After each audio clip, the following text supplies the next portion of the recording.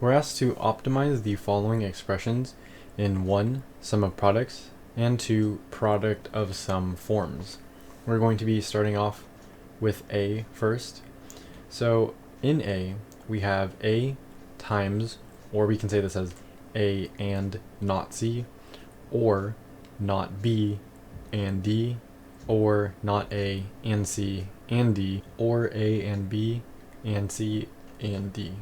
One of the ways we can solve this is by using a map. We're going to use a 4-variable K-map.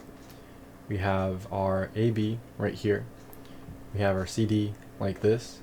And since it's 4 variables, we're going to draw it out just like this. So it's going to have 4 columns and 4 rows. So it will look just like this. We know we're going to have a 0, 0 here, and a 0, 1, 1, 0, 1, 1, and then we have a 0, 0, 0, 1, 1, 0, and then that's a really bad 0, so 1, 1. Now knowing this, we're going to do something that I haven't really done before, but if we look at this right here, we look at this column, we can pair a few things. So if we pair these 2 columns together, we can say that this is obviously an A naught, and then equally this is going to be an A. And then we can go over to the other side and we can say that this is a B naught, this is a B, this is a B naught, and this is a B. So this alternates. Now let's look at the top. For here, we're going to have a C naught, and then here, we are going to have a C. And then we can go adjacent to this across, and we are going to have our D naught, have a D, D naught, and D. So this is what our table is going to look at like. When we look at A, B, and C, we're only looking at A right now, and it is in the form of sum of products. We need to optimize this and find the product of sum form. So when we look at this, this is the sum of products. Well, that means that we are having all ones for this. So all of our values here are going to be 1s. So let's look at this first thing. We have an A times a C naught. Now remember, sum of products, when we look at a K-map, it's 1s. So A and C naught, we'll be looking at this A, so this bottom part, and then we have this C naught right here, so we're going to be looking at in here. That means we're going to have a 1 here, 1 here, 1 here, and a 1 here. Let's move on to the next one. We have a not B and D. So we're going to look at our not B's. We have this row and then we have D. So we have this column and this column. So that means we're going to have a 1 here, 1 here, a 1 here. We would have a 1 here, but we already have 1, so we'll just leave it like that. Next, we have an A naught times CD. So we'll look at our A naught rows. We look at our C column, so it's going to be somewhere in here. But then we look at our D, so it's going to be here and then here. So that's what that's going to look like. Let's lastly look at our A, B, C, D. So looking at this, we're in this row. We are going to be in this very bottom row. We are going to be in this far column, and the same for D. So this is where our 1 is going to go. Now, knowing this, we have all of our 1s plugged in. We can find the optimized version of our sum of products. So to do this, let's combine some things. We're going to look at all of these together. Also, I should have uncircled this D. There's nothing really important about that now. So in here, we are going to write, well, for our answer, it's important to write that we have the sum of products. We can abbreviate this as SOP. And for our sum of products, well, we have this first part. We obviously have an A here because everything is in this A row. Now, when we look at our columns, we aren't going to use D because there's 2 separate ones, but we can use a C naught here. So we're going to have an A and C naught. We're going to have an OR. Remember, the sum of products is the products being added together. So this product, this product, this product, and that product all summed together. And just for future, the product of sums is basically all of these products, so one huge product with sums inside of it. So anyways, looking back at the problem we have now, we have solved for the first part. Now let's look at the next part. Let's look at this whole column right here. So looking at this column, also this A, C naught should be in red. I like to color code it just so I keep things where they are. So we'll have an A, C naught. And in blue, we have the plus. We can't use the A's because we can see that it's going to be in different columns.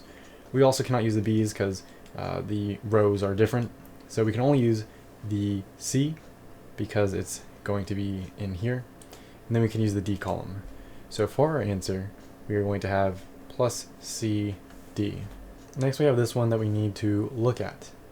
Now, what we're going to do is pair it. And we can either pair it with this one, so this one right here, or we can pair it with this one. The result will be the same. So let's try pairing it with this one. I promise you the result will be the same. So in pairing it with this one, we are going to have a plus B naught. If we look at the row first, we can't say A naught because they're in the same, so we're only using B naught here. And then when we look at the C's, well, they're in two separate C's, so we're not going to look at that. When we look at the D's, we can see that it's both DD, so this is going to be a D like this. So our answer is A and C naught, A or C and D, or B naught and D. And this is for SOP, or sum of products. Next, we are going to solve for the product of sums, and this can be written as POS. To find the product of sums, what we're going to do is place zeros in all of the rest of these right here.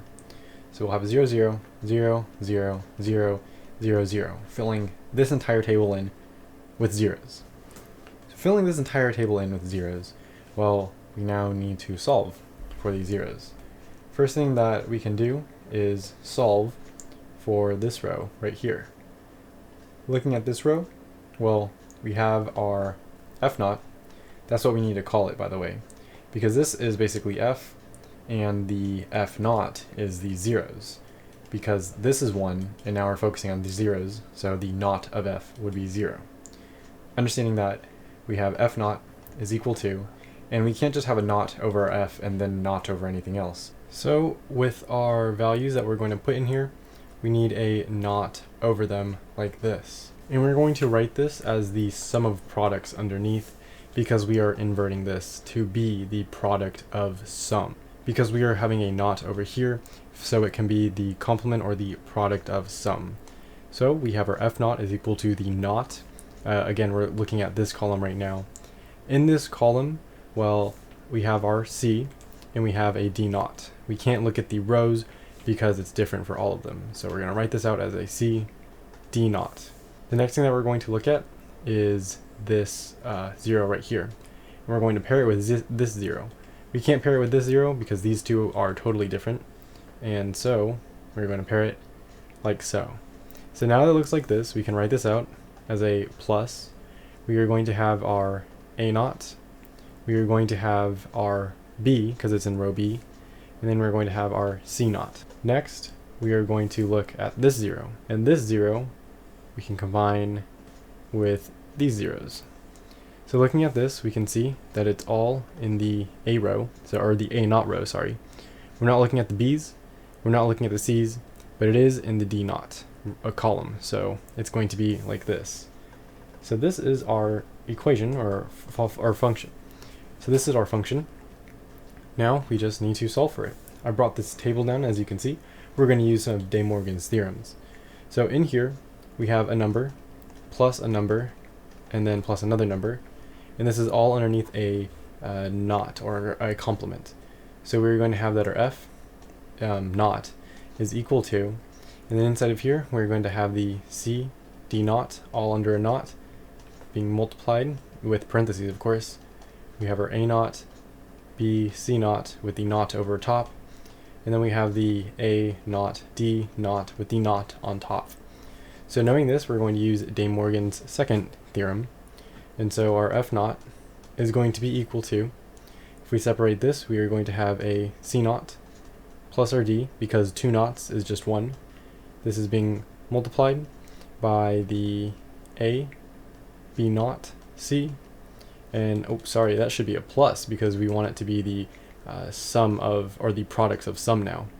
So we're going to have the plus B naught plus C, and then we're going to have the A plus D.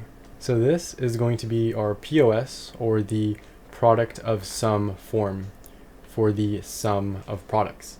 If we look at this and we examine it against these products of sums, we can see that it is the exact same format. So we've solved for part A, and that is it for that part. In the next video, we're going to be going over part B and part C. Both are done a little bit differently since they are written as the product of sums instead of the sum of products. Those videos will be linked in the playlist below the like button.